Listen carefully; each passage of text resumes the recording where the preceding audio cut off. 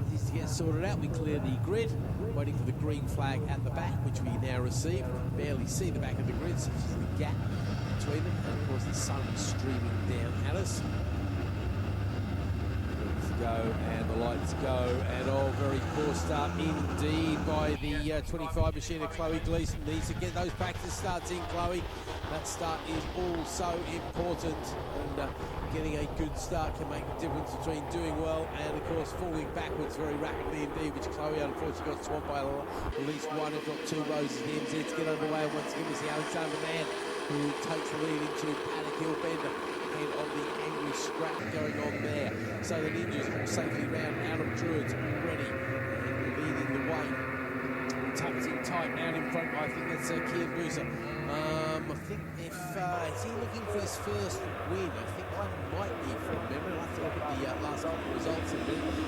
As Lunchman leads the MZs down the bottom of the hill. That's Chris Kent. You can see the familiar bike in second place. And there's not a whole lot of MZs, so I'm impressive to see it. That's Andy Wales, I think, in third, is it? Or is it Woodall? So they're both kind of looking a bit red this year as the Ninjas come across the line, and this time they get confirmation that it is, in fact, Hudson Cooper leading the way from, that's Henry McCartney, of course. Then it is Kian Boozer, Travis Rooker, Darren Boozer, Chloe Gleeson's recovered from that poor start and come across the line and make up a couple of places there. In fact, I don't think that was Chloe. Chloe, I owe you an apology. I think it was Alfie Garrett who made the mistake at the start. Just one of his 25, one of his 27, so I didn't quite see the numbers. So Chloe Gleeson, I owe you an apology. It is indeed the number 27 machine of Alfie Garrett who needs to get some practice starts.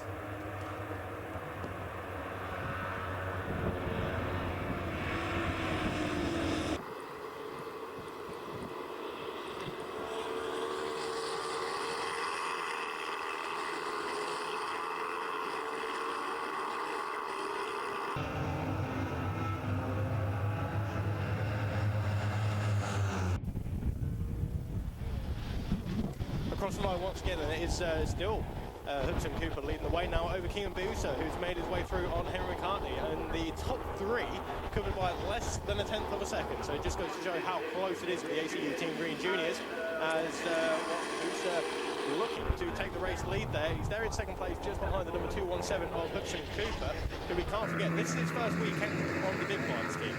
Yeah, absolutely. He's got the little the smaller machinery. We've got so much horsepower, about 25 horsepower or something like that. So the injury in real terms is a big step up, and obviously physically it's a much bigger bike as well. So he's definitely impressing. He's being run out of the NW Racing Garage there. Nick Weston, who of course runs his son Zach Weston very successfully indeed.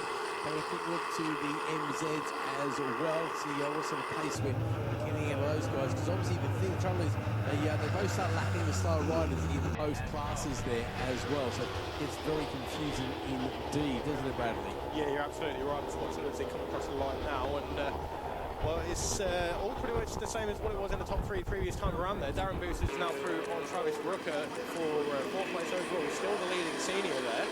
And it is very much, it seems to be at least, a very much South African affair with the Team Green Seniors, doesn't it?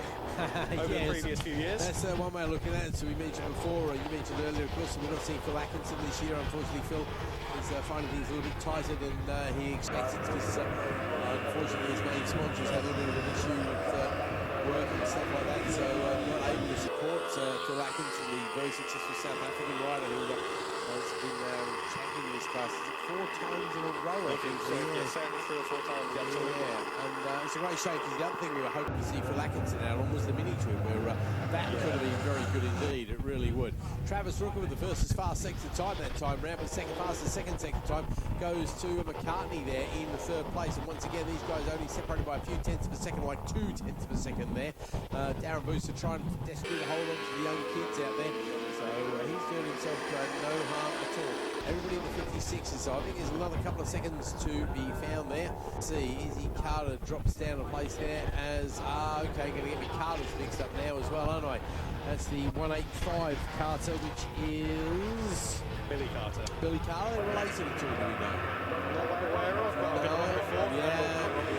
Oh, yeah, undoubtedly you've been wrong again. I've been wrong loads of times before, so I'll be wrong loads of times in the future as well. So the battle of the Carters there is definitely going Billy's way at the moment. But of course, battle the lady races in this class is going away. Chloe Gleason. Knocking handlebars as they come onto the front straight there. And that was between the number 257 of Henry McCartney and Kia Booster. But it is Hudson Cooper who's leading the way now by 12 one-thousandths of a second. And then Henry McCartney only 75 one-thousandths of a second ahead of Kia Booster. Travis Rucker up next, and then it is Darren Booster, so less than half a second, covering the top 5 positions. Chloe Gleason just 2.5 seconds behind Darren Booster as well. Be good if she could find a way to get a little bit closer, but unfortunately for her, it looks like Darren's about a second lap, so quicker. Battle of the Carters again, swaps around, and this time it is Izzy Carter who manages to lead Billy Carter. Wingate goes past on Wilson as well. Garrett there after that poor start, unfortunately for him, he is struggling down in 10th place. We've only got 2 laps to go there, so we'll have to wait and see who's going to grab the top spot there. Cooper, McCartney and Booster there, and you might want to take that with you as well, my friend, just to give you a bit of a reminder. So we've got a previous one to talk about as well. Okay, and the MZ, so unfortunately, as always happens when there's a close battle at the front, it looks like the MZs, it's going to be Alex Mann who is leading the way by a good 3 seconds ahead of Chris Kent, so that's a completely dominant result in that particular race. Harry Landercraft, a good 3rd place for him as well. Then we've got Pete Whittle, it's Gordon Ryan who's up next, and Chris Rogers behind him with Andy Wales. So that's not a great result for our former champion in this class. Obviously running out of time very rapidly, these guys. Fastest lap in the MZs is sub 1 minute lap 58, 1-2-3 there, I think, for Alex Mann. I think he's the quickest of the guys out there. The other guys also in the 58s as well, so that's the pace you need to be on if you want to do well in this class. Travis Rooker has now just gone purple in sector 1. He's desperately trying to find his way onto the podium and get past Kia Booster there. As the checkered flag goes out, he doesn't quite manage it, so it is Henry McCartney ahead of sorry mate, I'll just hand that over in a sec. Sorry, it's Hudson Cooper who's in 2nd place. Then it's Kia Booster. Then it's Travis Rook ahead of the leading senior. That is Darren Booster. Then it is Chloe Gleason who's definitely the leading lady on the day there. Wingate Carter. Carter is Izzy ahead of Billy there, just by less than 1/10 of a second though. Wilson, Garrett, Bray, Marshall, Ormrod, Baker and Rhodes. Then first the MZs, it is Alex Mann who leads Chris Kent across the line with Harry Lamacraft behind him. Then it's Pete Woodall. Just waiting for the battle for 5th place to come over. And it is Andy Wales who makes up a couple of places there as he relegates some of the riders behind him. He relegates Gordon Ryan. Chris Rogers hangs on to 7th place ahead of Derek Cripps. So good battling all the way down the field there. Second of the seniors, it is Patrick Kling once again there. And then it is 3rd of the seniors, it is Scott. Once it's Ben Scott who picks up a medal for his trouble as well.